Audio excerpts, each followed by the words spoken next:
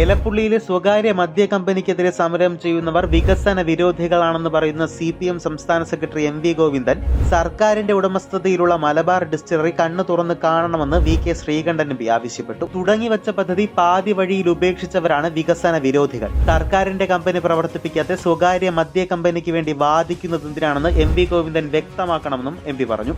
അഴിമതി ആരോപണം നേരിടുന്ന കമ്പനിയെ വെള്ള പൂശാനാണ് മന്ത്രി MB രാജേഷ് ശ്രമിക്കുന്നതെന്ന് VK ശ്രീകണ്ഠൻ കുറ്റപ്പെടുത്തി.